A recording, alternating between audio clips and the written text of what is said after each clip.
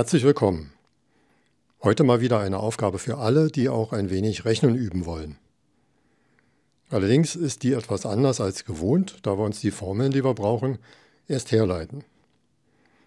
Ich packe das Video trotzdem in die Playlist, weil es zur Formelsammlung gehört. Zwischendurch wird es mehrere Übungen geben für alle, die selbst etwas knobeln wollen. Worum geht's? Aus dem Video zum Ohmschen Widerstand wissen wir, dass bei einer Reihenschaltung von Widerständen sich die Werte addieren. Und bei einer Parallelschaltung der Kehrwert des Gesamtwiderstandes gleich der Summe der Kehrwerte der Einzelwiderstände ist. Wenn wir es nur mit zwei Widerständen zu tun haben, dann können wir auch diese Formel benutzen. Die haben wir uns ja schon im ersten Video aus dieser Playlist hergeleitet.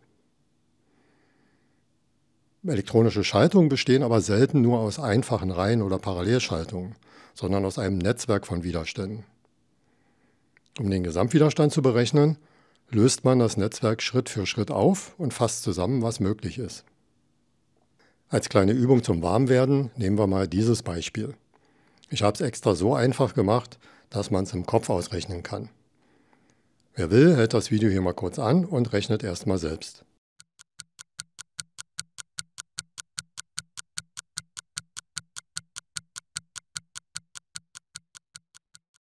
Machen wir es mal gemeinsam.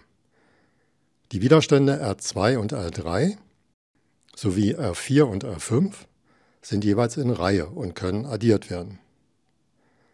220 Ohm plus 680 Ohm sind 900 Ohm. Und 150 plus 750 Ohm ergibt auch 900 Ohm.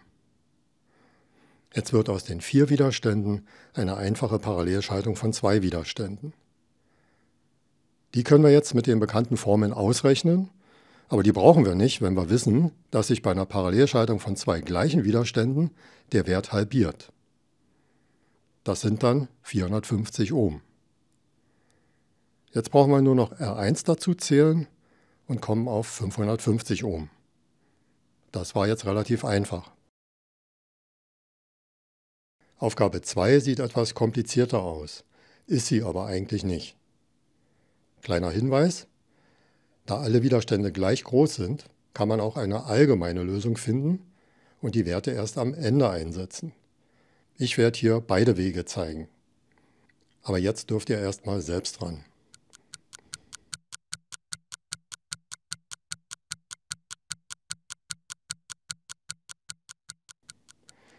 Rechnen wir mal zusammen. Zunächst können wir mal R4 und R5 zusammenfassen.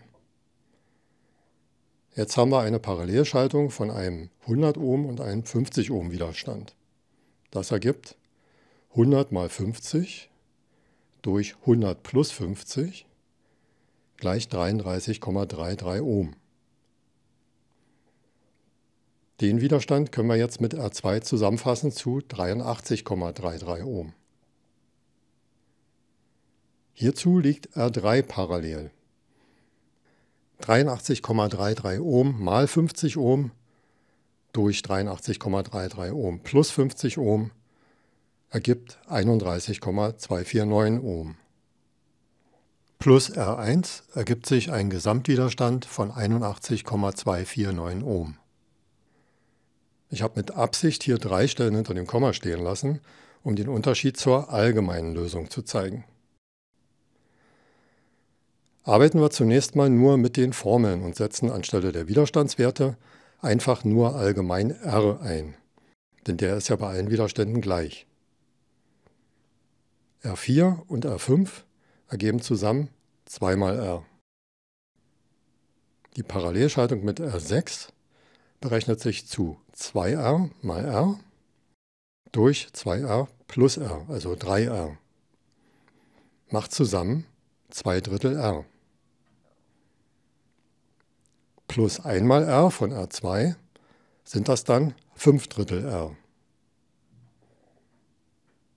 Die liegen wieder parallel zu 1 mal R, also 5/3 R mal R durch 5/3 R plus R sind 5/3 R² durch 8/3 R. R gekürzt und mit dem Kehrwert mal genommen, wird daraus 5/8 r. Und wir müssen jetzt nur noch einmal r, nämlich r1, dazu zählen und wir haben unsere Lösung. R Gesamt ist gleich 5/8 r plus r. Das ist jetzt eine allgemeine Lösung für alle Fälle, wenn alle Widerstände gleich sind. Setzen wir für R 50 Ohm ein, dann bekommen wir 81,25 Ohm. Und zwar genau 81,25 Ohm. Wie kommt die kleine Differenz zur ersten Rechnung zustande? Nun, wenn wir gleich mit Zahlen rechnen, bekommen wir unter Umständen Rundungsfehler. Brüche sind exakter. 1/3 ist viel genauer als 0,333. Manchmal macht es also wirklich Sinn, die Zahlen erst am Ende einzusetzen. Wie sieht es aber aus bei dieser Zusammenschaltung? Wie kann man die Widerstände hier zusammenfassen? Auf beiden Seiten haben wir zwar eine Reihenschaltung von Widerständen, die sind aber durch R3 in der Mitte verbunden. Und wenn das Widerstandsverhältnis auf beiden Seiten nicht gleich ist, fließt da ein Querstrom. Wir können die also nicht einfach zusammenfassen. R1 und die Reihenschaltung von R2 und R3 sind parallel. Aber da hängt ja R5 in der Mitte dran. Auch das funktioniert nicht. Hier kommen wir mit den einfachen Mitteln nicht aus. Der Trick ist, eine Anordnung von Widerständen in eine andere Form umzuwandeln, die sich genauso verhält. Ich zeichne das Bild mal etwas anders. R1 bis R3 sind an 3 Punkten in einem Dreieck zusammengeschaltet. Wenn wir die Schaltung so transformieren können, dass eine sternförmige Zusammenschaltung entsteht, dann haben wir die gleiche Anordnung wie bei der ersten Aufgabe und die können wir ausrechnen. Jetzt müssen wir nur noch wissen, wie wir die Dreieckswiderstände in äquivalente Sternwiderstände transformieren. Wie das geht, können wir uns selbst herleiten.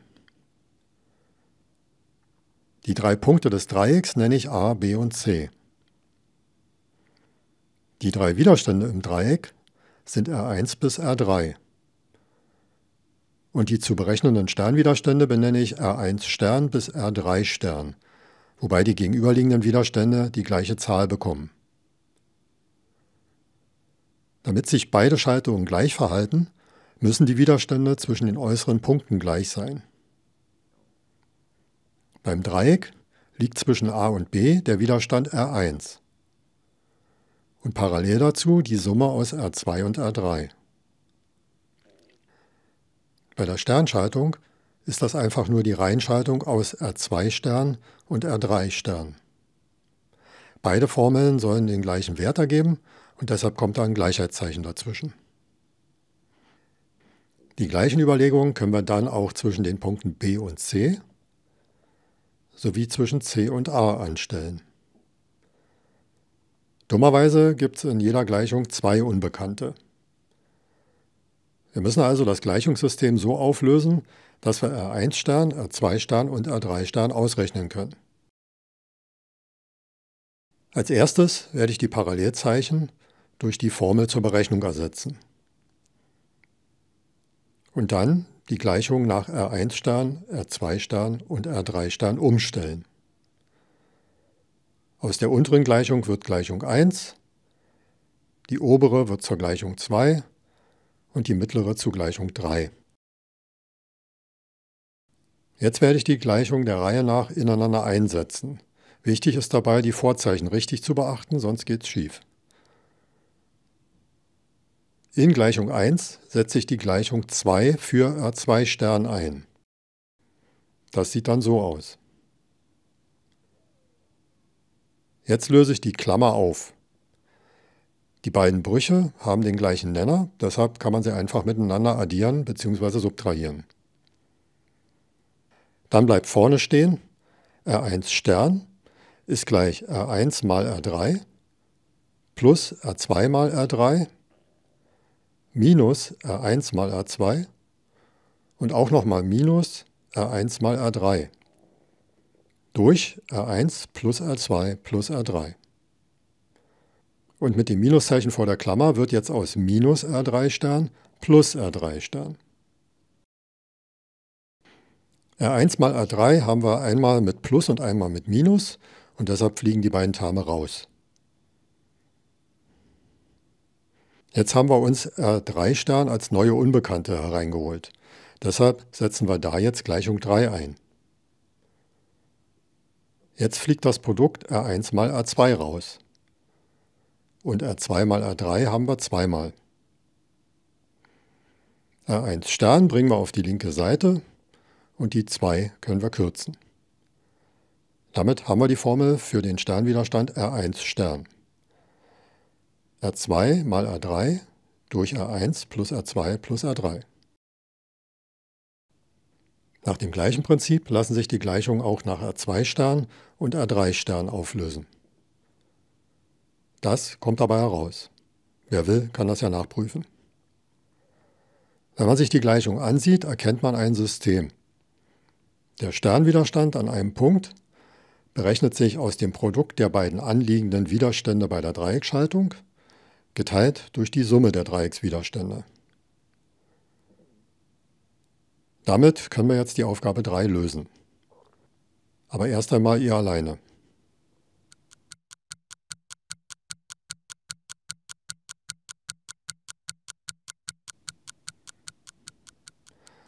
Lösen wir das Ganze auf. R1 Stern ist gleich R2 mal R3 durch die Summe der Dreieckswiderstände. 90 mal 60 ist 5400. Durch 30 plus 90 plus 60 gleich 180. Macht dann 30 Ohm. R2 Stern ist dann 30 mal 60 durch 180, macht 10 Ohm. Und R3 Stern ist 2700 durch 180 gleich 15 Ohm. Und jetzt können wir ganz einfach wie in Aufgabe 1 den Gesamtwiderstand berechnen. R2 Stern und R4 sind zusammen 130 Ohm. Dazu parallel sind R1 Stern und R5, das sind auch 130 Ohm, plus R3 Stern, also 15 Ohm. 2 mal 130 parallel sind 65 Ohm, plus 15 ergibt 80 Ohm. So, einmal kräftig durchatmen und dann zur Aufgabe 4. Hier bietet sich jetzt an, den Stern in der Mitte in ein Dreieck umzuwandeln.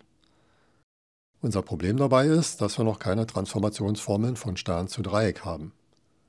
Auch die müssen wir uns erst herleiten.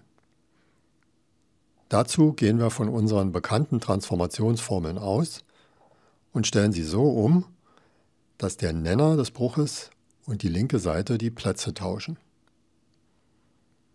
Da jetzt links überall das Gleiche steht, kann man die Formeln auch alle gleichsetzen. Zunächst setze ich die ersten beiden Gleichungen gleich und stelle dann nach R2 um. Danach Gleichung 1 und 3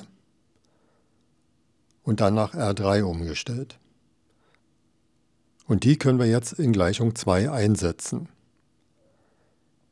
R1 plus R1 Stern durch R2 Stern mal R1 plus R1 Stern durch R3 Stern mal R1 ist gleich R1 mal R3 durch R2 Stern. R1 lässt sich herauskürzen. Jetzt noch die ganze Gleichung mal R2 Stern. Dann haben wir die Formel zur Berechnung von R3. Bei der Berechnung von R1 und R2 geht man dann genauso vor und hat dann diese 3 Formeln zur Berechnung der Dreieckswiderstände. Auch hier kann man wieder ein System erkennen. Der Dreieckswiderstand berechnet sich aus der Summe der beiden im Stern an den Punkten anliegenden Widerstände plus dem Produkt aus beiden durch den dritten Sternwiderstand. Manchmal findet man die Formel auch so, die Brüche alle gleichnamig gemacht, alle möglichen Produkte aus den 3 Sternwiderständen addiert, geteilt durch den gegenüberliegenden Sternwiderstand. So lässt sich die Formel vielleicht sogar besser merken. Und man rechnet dreimal mit dem gleichen Zähler. Damit können wir jetzt an unsere Aufgabe gehen. Und die kann man jetzt fast im Kopf ausrechnen.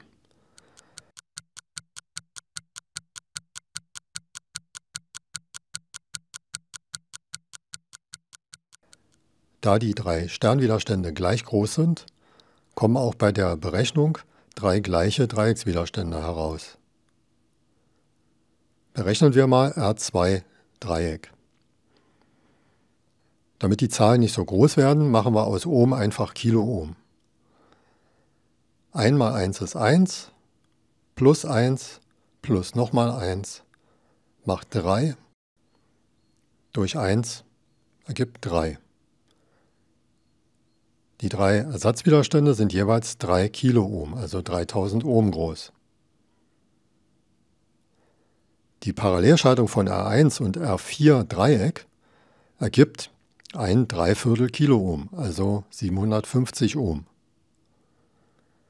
Bei R5 und R2 Dreieck kommt das gleiche raus. Beides in Reihe geschaltet macht zusammen also 1,5 Kiloohm. Und dazu parallel liegt jetzt der 3 Kiloohm Widerstand R3 Dreieck. 1,5 mal 3 durch 1,5 plus 3 macht unter dem Strich wieder 1. Also der Gesamtwiderstand ist genauso groß wie einer der Einzelwiderstände. Auch hier hätte man eine allgemeine Lösung herleiten können und wäre zum Ergebnis gekommen, dass R Gesamt gleich R ist. Jetzt habt ihr eigentlich das Handwerkszeug, um die 5. Aufgabe wirklich alleine zu schaffen. Gefragt ist diesmal nach der Gesamtkapazität von diesen 6 Kondensatoren zwischen den Punkten A und B. Einen richtigen Übungseffekt hat das aber nur, wenn ihr es wirklich erst einmal selbst versucht.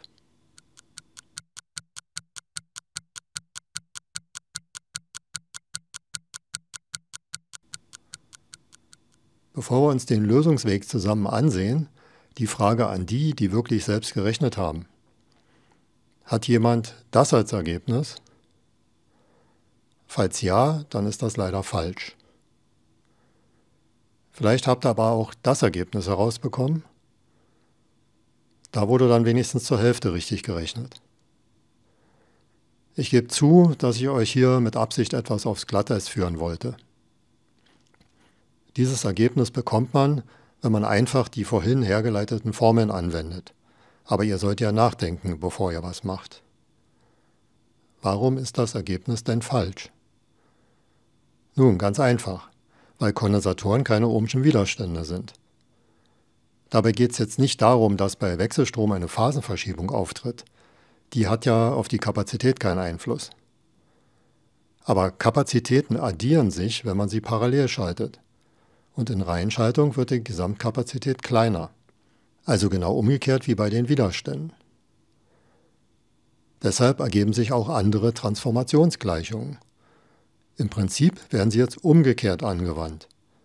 Ich will jetzt nicht nochmal die ganze Herleitung machen. Wer Lust hat, kann das gerne selbst überprüfen. Gehen wir an die Aufgabe. Wir haben hier einen Stern und ein Dreieck quasi übereinander. Ob wir den Stern in ein Dreieck oder das Dreieck in einen Stern umwandeln, ist im Prinzip egal. Wir bekommen dann immer 2 parallel liegende Kondensatoren. Ich entscheide mich für das Erstere. Der ins Dreieck transformierte Kondensator C1 berechnet sich jetzt aus dem Produkt von C2 Stern und C3 Stern geteilt durch die Summe der 3 Sternkondensatoren. Das sind 22 Nanofarad mal 47 Nanofarad durch 10 plus 22 plus 47 gleich 79 Nanofarad. Das macht dann 13,1 Nanofarad. C2 ist dann 10 mal 47 durch 79, also 5,95 Nanofarad. Und C3 berechnet sich zu 10 mal 22 durch 79 Nanofarad, und das ergibt 2,78 Nanofarad. Jetzt können wir C1 und C4, C2 und C5 und C3 und C6 zusammenfassen. Zwischen A und B liegt jetzt ein Kondensator mit 70,78 Nanofarad und parallel dazu die Reihenschaltung von 81,1 und 73,95 Nanofarad. Kurz in die Formel eingesetzt bekommen wir dann 38,68 Nanofarad. Mit den 70,78 parallel dazu haben wir eine Gesamtkapazität von 109,46, also rund 110 Nanofarad. Wenn das jemand ausgerechnet hatte, dann hat er die Prüfung heute bestanden. So, das war die bisher längste Übungsaufgabe, als kleiner Ausgleich dafür, dass wir lange keine hatten. Zum Schluss, wie immer, für die Formelsammlung die Übersicht der Formeln, die für die heutigen Aufgaben wichtig waren. Ich verabschiede mich bis zum nächsten Mal.